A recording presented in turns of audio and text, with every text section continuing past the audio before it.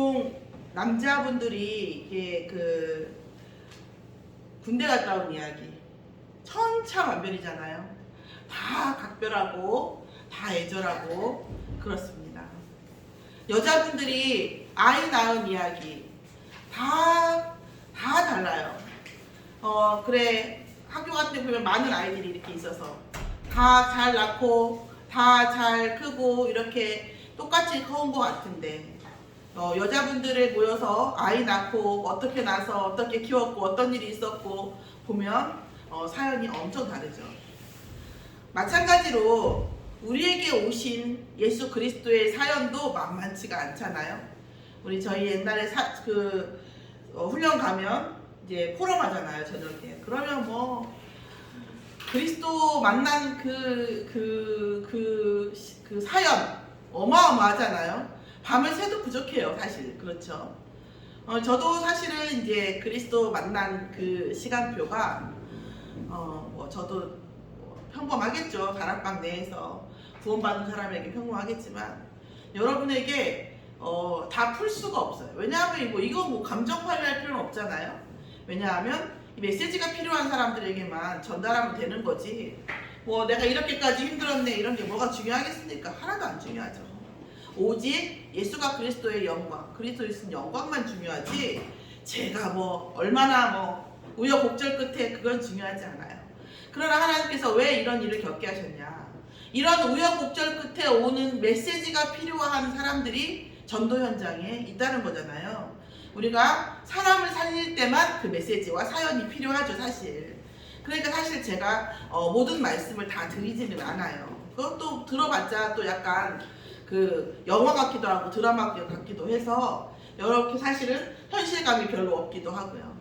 내게 오신 예수 그리스도 다 먹먹한 우리들만의 하나님과 그리스도와 우리 안에 성령님 사이에 성삼위 하나님이 내게 역사하시는 것에 대한 또 나의 인생을 놓고 하는 증거가 있지요. 우리에게 오신 예수 그리스도를 다시 한번 우리가 떠올리고 묵상하면서 하나님이 내게 임하셨던, 그리스도가 내게 임하셨던 그 첫사랑을 회복하는 저와 여러분이 되기를 예수의 이름으로 축원합니다. 우리가 그분이 내 거를 들을 일은 없으니까 얘기하지만 그분 내가 있잖아요. 그분이 있어요. 그 목사님. 제가 할 말이 너무 많은데 말을 못 하겠더라고요. 왜냐하면 그분이 내 말을 알아들을 수도 없고, 네, 저는 그분한테 어떤 얘기를 해서 10년을 20년을 단축시켜주고 싶지만 그럴 만큼 저는 이렇게 한 개인을 사랑하지는 않는 것 같아요. 이렇게 너무 힘든 거 있죠, 그죠? 어차피 그 사람 들을지 안 들을지도 모르는데, 근데 계속 어떤 사건이 일어날 때마다 자기 메시지를 못 찾더라고요. 자기 메시지를. 본인에 대한 하나님의 메시지거든요. 근데 남의 메시지는 잘 찾는데 자기 메시지를 못 찾는 거예요. 그러면 문제가 끝나지도 않고 계속 반복되거든요. 저도 오늘 목사 면직까지 갔다 왔어요. 저 오늘. 김윤희 씨, 그러니까 이술교에 들었다니까 오늘. 김윤희 씨, 당신은 김윤희 씨예요. 이렇게 얘기하더라고요. 그거 제가 그렇게 스스로 내려가는 것은 타당하지 않죠. 하나님과 영향하기로. 누군가에 의해서 그렇다고 하면 어쩔 수 없지 이렇게 있었는데 저도 갔다 왔어요. 그러면서 제가 하나님 내게 주시는 메시지가 뭡니까? 이런 얘기를 이제 기도했는데 이걸 안 물어보는 거예요, 본인한테. 하나님 내게 주시는 메시지가 뭡니까? 제가 갱신해야 될 이유가 뭐가 있습니까? 그러면 그때 내가 그걸 붙잡았을 때, 질문할 때 어마어마한 응답이 떨어지는 거거든요. 이게 응답의 원리예요. 그러면 인생을 살아가는 방법을 보라는 것을 제가 보면서 나도 그렇겠지만 진짜 자신을 안 돌아본다.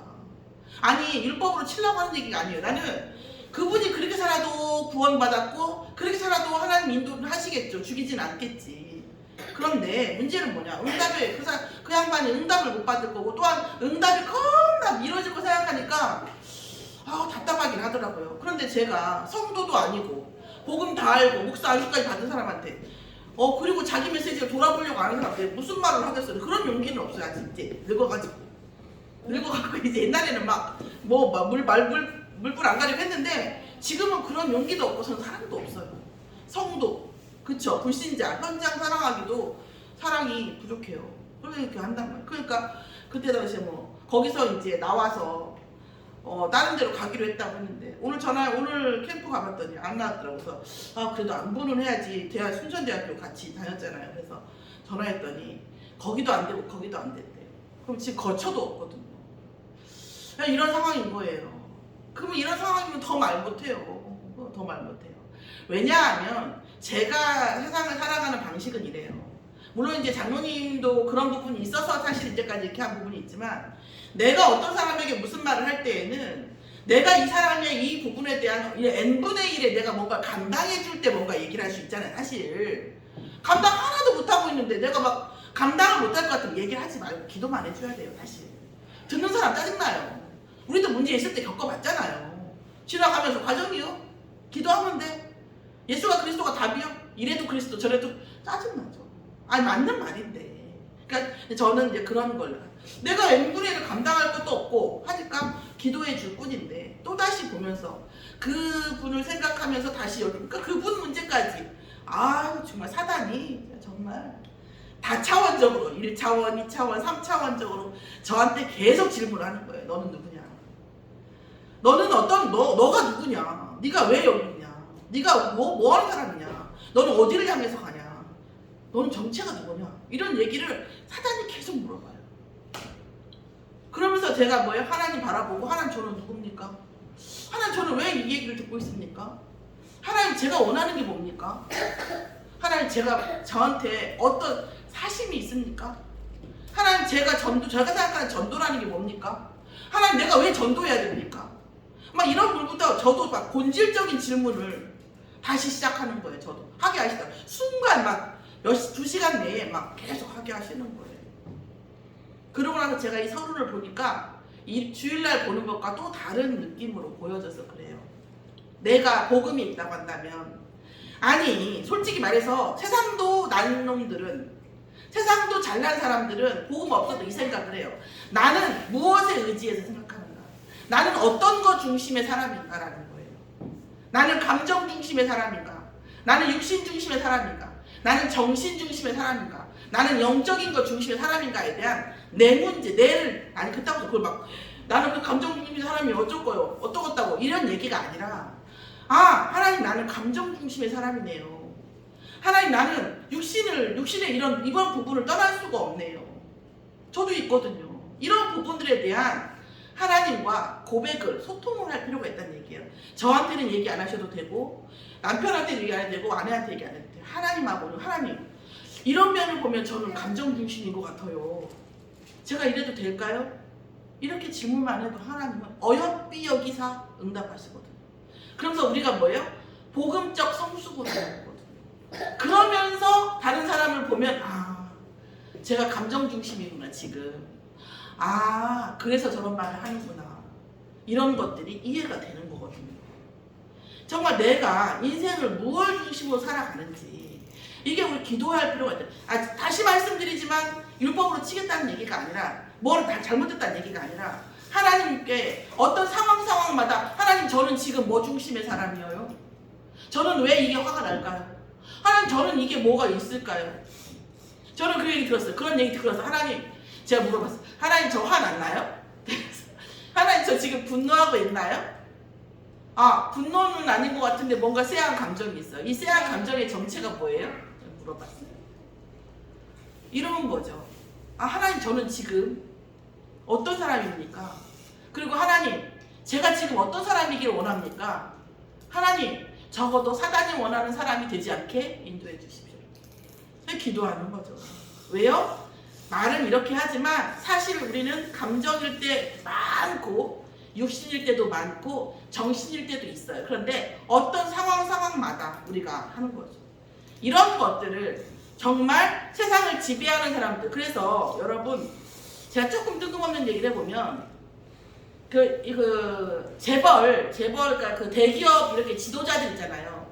지도자들이 교육비만 1,000만 원, 2,000만 원씩 내고서 받는 연암교육, 뭐 이렇게 리더 교육이 있어요. 거기서 뭐 하는 줄 아세요? 거기서 계속 하는 게 이런 거예요. 인문학이에요. 공자에 뭐 살아가는 맹자, 뭐 그다음에 우리나라에 뭐 누구 있잖아요. 이런 그 연암 박지원 이런 사람들의 그런 삶에 대한 이런 얘기들을 들으면서 자기 삶을 분석해요. 자기의 어떤 패턴을 분석하고 나의 장점과 단점, 내가 어떤 상황 속에서 어떤 걸 생각하는 이런 걸 분석하는 코스가 1,000만 원, 2,000만 원짜리예요. 그러니까 그냥 우리가 복음 없이 보면 우리보다 훨씬 낫죠. 전혀 남다른 선택을 하죠. 우리는 이해할 수 없는 선택을 하는데 그 보폭이 훨씬 더 크죠. 그런데 우리는 굳이 그럴 필요는 없어요. 왜냐하면 전능하신 하나님께서 하나님 내가 질문만 해도 질문을 안 하면 사실 은혜는 별로 안 와요. 왠지 아세요? 저도 말했잖아요. 받아들일 준비가 안 돼 있으면 하나님 은혜를 주시지 못해요. 안 하시죠. 왜 그랬어요? 왜요? 너희가 기도했을 때 내가 응답해야 내가 한 줄 알리라 하셨거든요. 우리가 이런 부분을 돌아볼 필요가 있다는 생각이 들어요. 자, 그래서 내게 오신 예수 그리스도. 그러면 이런 것들을 생각하다 보면 지금 이 순간 내 감정에, 지금 이 시간 내 육신적인 것에, 지금 이 시간 내 정신적인 것에, 저도 약한 거 있어요. 정신적인 거. 그럼 육신적인 것은 피곤하거나 스트레스를 받으면 먹어야 돼요. 그러니까 이게 약간 혈압이 올려줘. 저혈압이 심하죠. 저혈압이. 지금 혈압이 거의 정상 혈압이 이 몸무게가. 그러니까 이런 것들이 있어요. 그러면서 저도 이걸 못 벗어나는데 아직까지는 응답이 못 받은 게 그때 이제 안 먹으면 이제 막 토하는 토끼까지 나와요. 그래서 막 힘들더라고요. 이런 부분들이 제 육신적으로 아직 못 벗어난 부분이거든요. 감정은 또 뭐 수두룩하죠. 제가 그래서 그 목사님께서 말씀드렸어요. 목사님, 제가 아직도 많이 부족해서 감정적입니다. 네, 그렇게 말씀드리고 말했어요. 감정적일 때 많죠. 자, 이때 누가요? 이 부분에 그리스도가 주인 되달라고 기도해야 되는 거잖아요. 내가 나를 모르고 내가 나를 하나님께 연락하고 소통하지 않는데 어떻게 나한테 응답이 오겠어요? 남 얘기만 계속해서 하면 절대 응답이 오지 않거든요. 그래서 제가 아까 그때 그 목사님 얘기를 들으면서 다시 또 저를 돌아봤어요. 그러면서 그분을 보니까 안타깝긴 하더라고요. 그러나 제가 할 수 있는 것은 없더라고요. 기도해 줄 수밖에 없죠. 그거 어떡하겠어요. 그죠? 자, 여자분이어야지 말이라도 하지. 이거는 사단의 틈이 되기 때문에 할 수가 없어요. 그래갖고 기도만 하고 있는데 안타깝긴 하더라고요. 지금도 내가 볼 때는 조금만 돌아보시고 기도하면 응답 올 것 같은데 참 안타까워요. 자, 첫 번째, 자, 내게 오신 예수 그리스도인데 지금 세례 요한은 예수 그리스도를 가장 먼저 영접한 사람이에요. 맞닥뜨린 사람이죠. 왜냐면 태중에 6개월 때 예수님을 만났어요. 누가복음 1장 5절에서 56절까지 나오죠. 세례 요한 역시 불임할 수밖에 없는 불임 상태에서 탄생을 했고요. 그 다음에 뭐예요?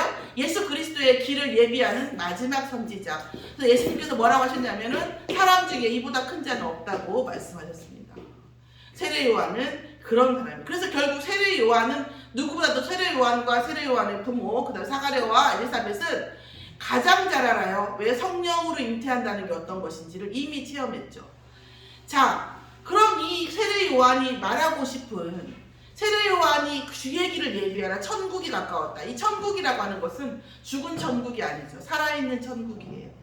자, 지성소와 성막이 뭐예요? 휘장으로 막아져 있잖아요. 이제 뭐예요? 이 지성소가 너희에게 가까이 왔다. 우리의 삶이 하나님 나라와 완전히 일체되는 순간이 온다. 하나님 나라가 온다는 거죠. 누구 이름으로? 누구 때문에? 예수 그리스도 때문에 우리의 삶에 천국이 온다는 거예요. 우리의 삶에 천국이 오는 거죠. 회개할 때는 어떤 회개가 있을까요? 많은 회개가 있겠지만 뭐예요? 하나님의 언약, 여자의 후손을 잃어버린 메시아의 신앙을 잃어버린 우리. 예수가 그리스도 메시아가 오신다고 하는 그 신앙을 잃어버린 이스라엘 백성에게 말하고 있는 거죠. 회개하라. 천국이 가까워. 근데 뭐예요? 예수님이 오시면 어떻게 되는 거죠? 하나님 나라가 우리 안에 임마누엘로 누린다는 거죠. 하나님 나라가 우리의 영혼에, 육신에, 정신에 완전히 들어오는 거예요. 그게 뭐죠? 천국인 거죠. 그게 뭐죠? 임마누엘인 거죠. 예수 그리스도의 복음은 완전 인격적인 결합입니다. 내가 한번 가서 얘기하고 이런 게 아니에요. 그리고 예수님께서는요, 계속 인격적으로, 감정적으로, 감정이 없기를 바라는 게 아니에요. 감정이 어떻게 없습니까? 없을 수 있습니까? 예수님도 감정이 있으셨잖아요. 예수님도 진짜 엄청 빡센, 아니 이렇게 하면 안 돼요. 엄청 센 욕도 하셨잖아요. 독사의 자식들아. 우리 그런 얘기까지는 안 하잖아요. 잘해야 뭐 개새끼 소새끼지. 근데 독사의 자식들아 이랬단 말이에요. 그렇게 얘기할 정도로 예수님도 감정이 있으셨죠. 없다는 얘기가 아니에요. 자, 어쨌든 이런 부분들에 대해서 모든 감정과 육신과 정신에 그리스도로 계속 뭐예요? 임마누엘로 점점 결합되어지기를 원하시는 거예요. 결합되어진 만큼 우리는 뭐죠? 성령 충만으로 인해서 하나님의 본체가 우리와 보좌의 능력으로, 보좌의 축복으로 하나님의 보좌와 우리 안에 있는 모든 우리 내부에, 우리 주위에 있는 모든 것이 연결되는 거죠. 그 연결된 사이에는 누가 있어요? 흑암이 있어요. 그러니까 항상 뭐예요? 그리스도가 우리에게 선포되어지고 그리스도가 주인 되어질 때에 우리는 보좌의 능력을 누릴 수 있는 완벽한 시스템이죠. 그래서 예수 그리스도는 누구세요? 하나님과 본체이시며 분체이신 거죠. 영세전부터 함께 하셨고 구원의 성취를 담당하셨어요. 하나님은 구원의 계획하셨고요. 예수 그리스도는 구원을 성취하셨고 성령님은 그 구원을 실현하시죠. 어디에요? 우리의 인생에 실현하시는 분이죠. 완벽한 시스템이죠. 그래서 하나님과 우리 사이에 마치 휘장처럼 흑암이 우리를 분리시키고 있었는데 뭐예요? 예수 그리스도께서 십자가에 돌아가시면서 그 휘장이 꺾어지듯이 우리가 그 예수 이름을 부를 때마다 모든 흑암이 꺾이고 하나님과 내가 뭐예요? 일체가 되는 거죠. 네. 말씀이 성취될 수밖에 없죠. 하나님과 내가 일체가 되는 거예요. 그런 성령의 역사가 일어날 수밖에 없는 그 천국 말입니다. 그 천국. 사도행전 1장 3절에 하나님 나라의 성취, 그 천국이 가까이 왔다는 거죠. 하나님의 말씀이 우리의 삶에 직접 역사하는 그 천국이 왔다는 거죠. 회개하라. 그런데 우리는 뭐예요? 매매 회개할 순간이 많아요. 그리스도 잊어버려요. 그리스도가 그렇게 중요하다? 놓쳐버려요. 우선순위를. 그때마다 우리는 세례 요한의 음성을 기억합니다. 회개하라. 천국이 가까웠습니다. 예수님께서 공생애 앞에서 그 그리스도께서 공생애 앞에서 어떤 일을 당하셨죠? 40일을 금식하셨어요. 뭐예요? 인간이 당할 수 있는 고난의 극단을 체험하시는 거예요. 자, 우리가 아무리 가난해도 40일을 굶기는 어려워요. 우리가 아무리 다이어트를 해도 40일 동안 안 먹진 않아요. 우리가 아무리 아파도 40일 동안 안 먹지 않아요. 안 먹는 경우 있는데 영양제 다 맞아요. 영양제. 뿌연하게 있어요. 그 영양제 다 맞죠. 40일. 그런데 예수님은 40일을 금식하셨어요. 극단적인 시련 앞에서 인간의 극단적인 고통 앞에 있으신 겁니다. 그러면서 뭐라고 했어요? 사단이 와서 돌을 떡으로 만들어라. 그럼 너 먹을 수 있잖아. 이런 거죠. 40일을 굶었는데 떡이라.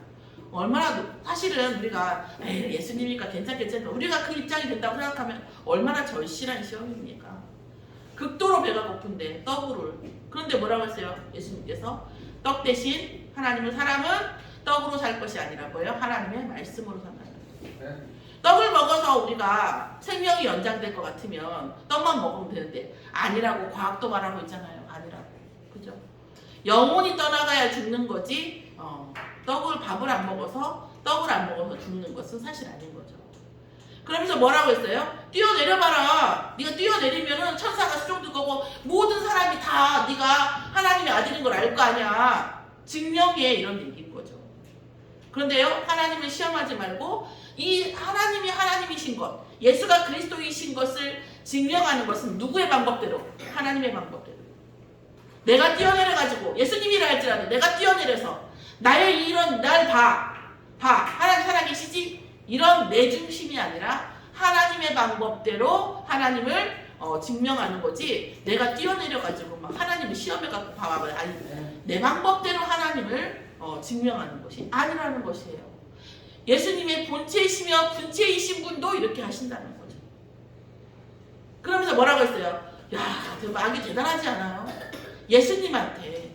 근데 예수님이 내가 볼 때는 이 마귀가 제가 이렇게 생각을 해봤어요. 마귀가 이렇게 했을 때는 제가 볼 때는 예수님의 그 신성만 가지고 있을 때는 절대 이런 일을 못하는데 예수님이 인성을 가지고 있고 인간의 고통의 극한에 있으니까 예수님의 인성에 빗대서 지금 말하는 거죠. 그죠? 예수님의 인성이 강해져 있을 때잖아요. 지금 최고로 강해져 있고 인간적으로 최고 고난적일 때니까 이때 그 마귀가 틈을 타는 거죠.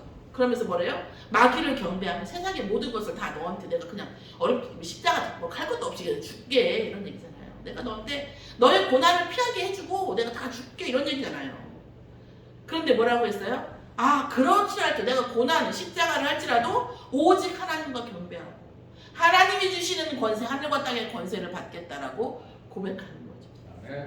예수님이 왜 이 퍼포먼스를 하셨을까요? 왜 이런 이벤트를 하셨을까요? 인생의 모든 문제, 시험이 결국은 인생이 여기에 있는 거죠. 광야의 이스라엘 백성이 여기서 무너지는 거죠. 여기서. 그죠? 우리의 삶 속에서 또 이런 일들이 너무나 많은 거예요. 그래서 예수님께서 먼저 메시지를 주신 거죠. 우리는 특히 이제 불신자도 마찬가지지만 특히 하나님의 사람들은 이미 예비되어 있잖아요. 칼빈의 예정론에 의하면 예비되어 있기 때문에 우리는 사실은 우리가 어떤 생각을 하고 어디에 중심을 두냐에 따라서 사실은 하나님의 군대와 사단의 군대가 같이 움직입니다. 우리는 선택할 거 없이 영적 사령관이에요. 우리가 말씀 붙잡고 성령 충만하면 하나님의 군대가 움직이고 우리가 말씀 놓치고 우리가 아까 봤던 감정, 육신, 정신 중심으로 살면 사단의 군대가 움직여요. 왜요? 우리는 하나님의 자녀이기 때문에요. 사단의 군대가 올 수밖에 없어요. 더군다나 우리는 그리스도 아는 사람들이라 사단도 우리를 만만하게 보지 않아요. 대충 사단 한 개, 두 개 이렇게 보내지 않아요. 때로 보냅니다. 때로 보내요. 그렇죠? 그래서 우리가 뭐예요? 사단의 군대를 움직일 것인가? 하나님의 군대를 움직일 것인가? 그러면 봐요. 결과는 굳이 그걸 점쟁이한테 물어봐야 돼요? 알잖아요. 사단의 군대가 움직였을 때 어디로 갈 것인가? 어떻게 될 것인가? 하나님의 군대가 움직였을 때 어떻게 될 것인가? 뻔한 거잖아요. 그렇죠? 자, 그래서 우리가 뭡니까? 우리가 정말 그리스도를 누릴 때 그리스도로 우리가 뭐예요? 성령 충만의 여부가 확정된다는 거죠. 그리스도를 누릴 때, 온전히 누릴 때 우리는 뭐예요? 성령으로 충만하게 된다는 거예요. 제가 유주 얘기했었잖아요. 막 그랬을 때에 처음에 정말 힘들더라고요. 그렇잖아. 저도 제 마음 안에 어두움이 있었을 거 아니에요. 그런데 거기까지 올라오니까 이렇게 생각이 드는 거예요. 근데 제가 진짜 정말 대놓고 기도했어요. 하나님, 잠이 안 온다.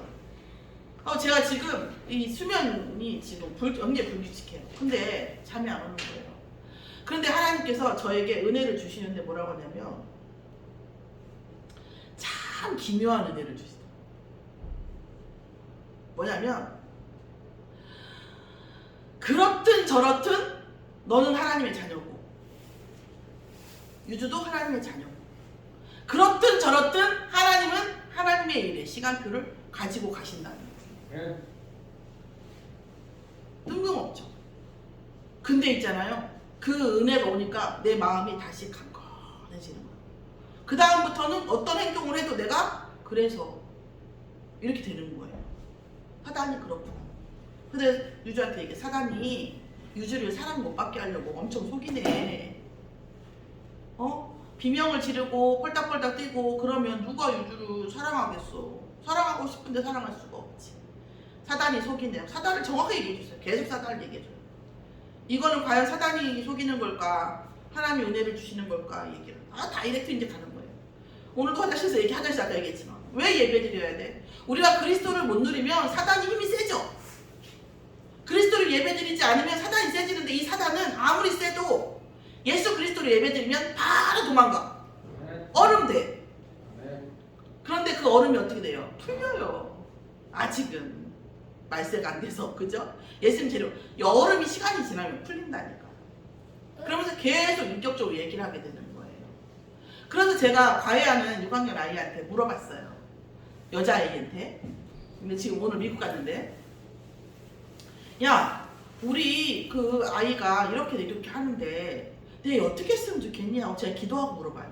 그런 여자아이들이요. 여자를 안 키워봤잖아요. 그래서 물어봤어요. 그때 뭐라냐면 따끔하게 내 동생 같은 거 6개월 때부터 손을 대거든요. 따끔하게 막내 같은 경우 막내 동생 같은 경우. 그래서 걔의 그런 양육법이 필요한가 이런 생각. 이뻐할 때는 말도 못하게 빠른데 아닌 행동에 대해서는 아주 엉덩이 딱 때리거든요. 그래서 야 그렇게 해야 되지 않을까 싶다 그랬더니 얘가 기막힌 말을 하는 거예요. 그러면서 뭐라냐면 한번 봐봐요 그러는 거예요. 6학년짜리 아주 철딱선 없는 애예요. 선생님 그냥 한번 봐봐요. 그래서 막 그러는데 예 한번 봐봐요. 그러면서 뭐라고 앉아요? 그러다 말겠죠. 쓸 필요 없다고 생각하면 이게 별 의미가 없다고 생각하면 그러다 말겠죠. 좀 기다려줘 봐요. 그 다음 혼내도 늦진 않잖아요. 그러는 거예요. 근데 저는 얘 말이 중요한 게 아니라 우리가 시부이의 말도 하나님의 음성을 듣잖아요. 하나님. 그런데 저는 제가 뭘 회개했냐면 그 순간 그 아이 6학년짜리 그 아이만큼의 배포가 저한테 없다는 거예요. 한마디로 저는 이러는 거에 흔들린 거예요. 근데 걔는 내 말을 듣고도 흔들리지 마시라는 거예요. 그러니까 그 흔들리지 말라는 얘기 안 했는데 걔는 배포가 있는 거예요. 그 문제. 물론 지 문제 아니니까 그럴 수도 있긴 하지만 그렇게 말할 수 있을 만큼 배포가 있는 거죠. 내가 하나님 자녀고 내가 그리스도를 아는 자인데 물론 얘도 교회 다니지만 교회에서 믿고 하는 거고 근데 그래 내 배포가 없었네. 내 복음 이게 이제 결론인데 내가 복음 가진 자로서 내가 배포가 없었네. 고작 그거에 흔들렸네. 이해되세요? 내가 고작 그러고 나니까 이제 꺾이기 시작하는 거예요. 예. 그래서 제가 막 발을 굴리기 왜 발을 굴러? 내가 웃으면서 그랬어요. 너 너무 웃겨. 왜 발을 굴러? 내가 이렇게 했다니까. 이제부터 여유가 생기기 시작하는 거예요. 그러니까 문제라고 하는 것은 제가 다시 이제 그 목사님 얘기처럼 내게 메시지가 오고 내게 하나님께서 주시는 어떤 그게 성취가 되면 문제는 끝나고 있어도 별게 아니거든. 사단은 결국은 나를 흔들려고 하는 거예요. 그런데 내가 흔들려버려. 메시지는 못 잡고 흔들려버려. 그러면 사단은 소기의 목적을 달성하는 거거든요. 하나님, 사단이 너무나 효율적이에요. 죄를 통해 나를 흔들려고 한 거더라고요. 이런 마음이 들어요.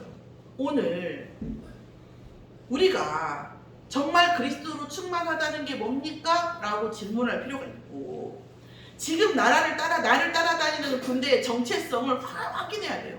하나님 지금 하나님의 군대가 나를 따라갑니까? 그 사단의 군대가 나를 따라갑니까? 제가 지금 어느 정체성이 있습니까? 그러면 이때의 이 정체성, 이 영적 정체성이 결국 지금 이 순간과 이 이후의 삶에 반드시 연관이 있지 않겠습니까? 이 부분이 그래서 저는 저희가 이제 3명인데 이 배포는 좀 있어요. 뭔가 일이 생기면 야 두고 봐 하나님이 훨씬 더 크게 응답하실 거라는 배포가 좀 있을 필요가 있다는 거예요. 아니 없으면 청구를 하는 거죠. 하나님 내게 믿음의 배포를 주시고 그 배포에 대한 응답도 주시라고. 배포만 주시면 안 돼요. 응답도 주셔야 됩니다. 그죠? 전 믿음의 배포를 좀 주시라고. 배짱 있는 믿음을 좀 주시라고. 작은 바람에도 흔들리지 않고 흔들리면 사실은 흔들린다고 해도 하나님의 계획이 없어지진 않아요. 흔들린다고 해도 일어날 일이 일어나지 않지 않아요. 그러면 흔들리면 뭐가 문제냐? 내가 흔들리고 나의 영적인 육신적 감정이 흔들려서 결국 나만 상해요. 나만 응답 못 받고 상황은 하나도 안 바뀌어요. 결국은 흔들리지 않는 믿음의 배포가 우리에게 그리스도로 오신 이것에 대한 이 중량만큼 부피만큼 크기만큼 우리에게 영적 믿음의 배포가 생길 필요가 있다는 거죠. 치는 게 아니라 생길 필요가 있다는 얘기는 하나님께 기도할 필요가 있다는 겁니다.